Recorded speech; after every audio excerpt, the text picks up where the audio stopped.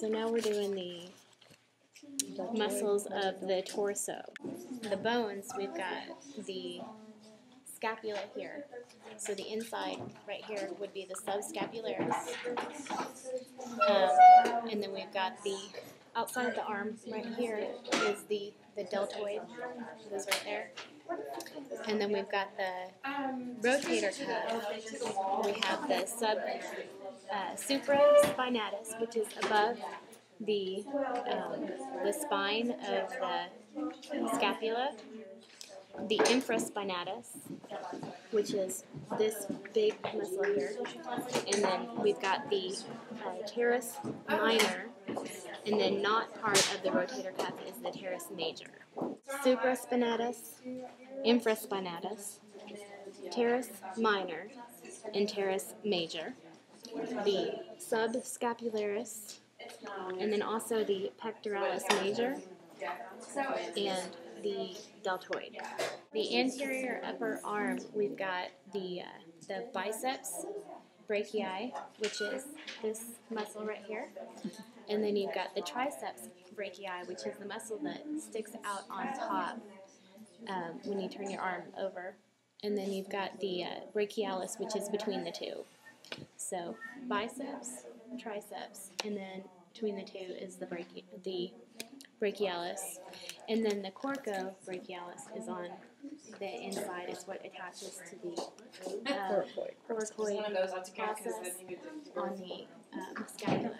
The anterior lower arm, we will start with the pronator teres, which is this one right here. This one that allows for the pronation of the arm. The brachioradialis, which is on the radial side, and it goes up into the thumb. And then flexor carpi radialis, which goes up into this tendon right here, which is also radial side. And then the palmaris longus, which is directly below that, goes into the palm of the hand right here. And then below that is the flexor carpi ulnaris, which is on the ulna side. Posterior lower arm, we have the brachioradialis, which we just covered on the front of the arm, which is this, and then it goes across to right here.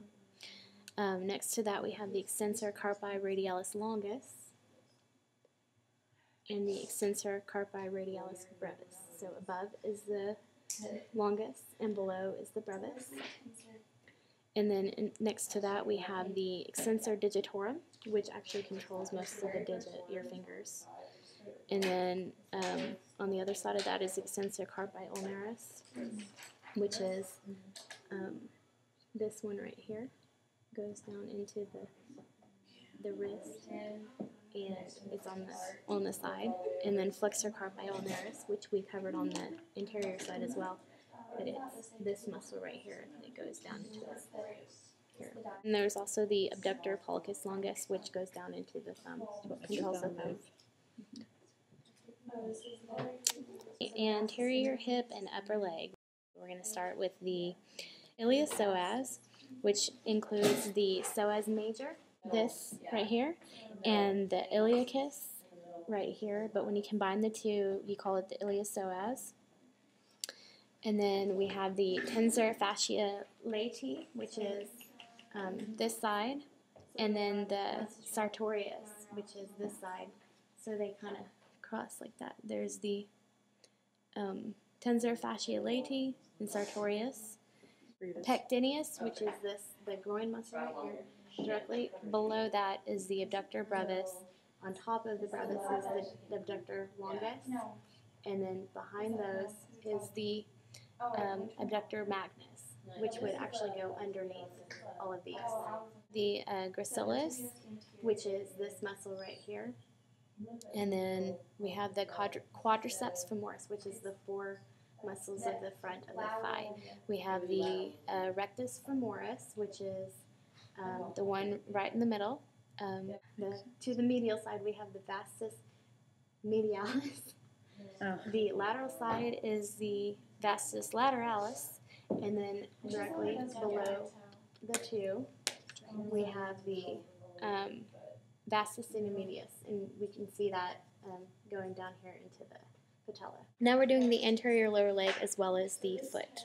We have the tibialis anterior, which actually covers the anterior crest of the tibia, peroneus longus, and the peroneus brevis. And then we have the extensor digitorum longus, which controls the toes. Longus up here, and then down, if you follow it down, the extensor digitorum brevis is below that, and then there is the extensor hallucis brevis, which controls the big toe right here. Now we are looking at the posterior hip and the upper leg. We have the gluteus maximus, the gluteus medius, and then directly below that is the gluteus minimus. The biceps femoris is this one right here.